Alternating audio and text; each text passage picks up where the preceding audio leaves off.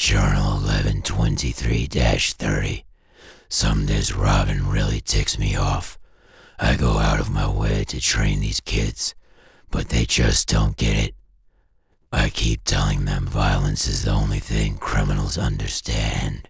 They're like disobedient dogs. You got to whack them on the nose every now and then to let them know who's the boss. And it ain't Tony Danza either. Yeah, that's an old television joke for you dumb kids who didn't get that. Just this week, Robin and I were tracking to Face, the once young good-looking Gotham City DA that got half his face burned by some gangster who threw acid in his face. He figured he'd get cocky while prosecuting the guy in the stand. Somehow they had smuggled in some acid and threw it in his face. Harvey blamed me for not stepping in the way and protecting him. I don't know what he was thinking. I'm not stepping in front of burning acid. Hell no. But I digress. We managed to track down some low-level flunky who worked into Face's gang.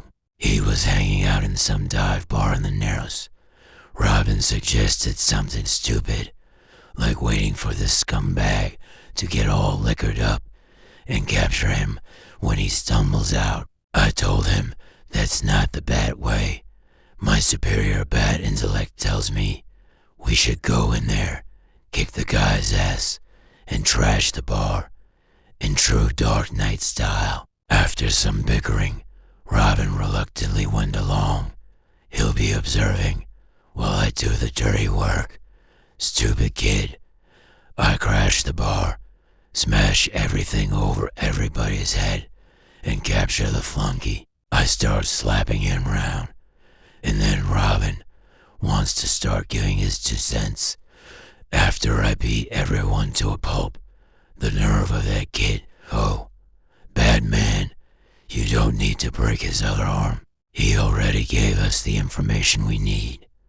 Maybe I broke his other arm because he was a garbage person, and I wanted to do it anyways. These kids nowadays, always talking about feelings instead of punching faces and knocking out teeth. Anyways, the information led us to a warehouse, secretly being used as a drug operation. All kinds of filth in there. With their drugs and stacks of money, Robin and I hit the building and take the operation down.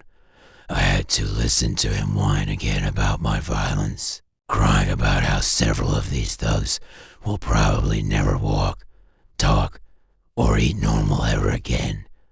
I tried to explain to him, when criminals cross the Batman's path, their lives are forever changed, usually because they end up in a wheelchair or in traction. That's the life of the Bat. You talk with your fist.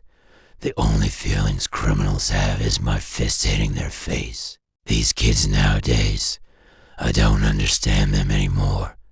Maybe Nightwing is right. I don't need a sidekick anymore. Maybe I'll keep this Robin around. He might get it in the future. If not, it isn't like we haven't buried a Robin before. It's probably wise I don't do that. I don't want people thinking I endanger the lives of young children. But I digress. We never located to Face that night.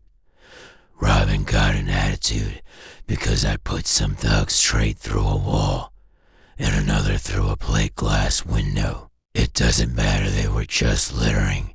You break the law, you pay the price. That's justice. Sometimes I wonder if Robin even knows what justice is. I guess I'll just hold the criminals and make him punch them. Then he'll be ready to deliver justice one day by himself, without me holding them. It worked for Dick, and he turned out pretty good. So I'll let this one season a little more.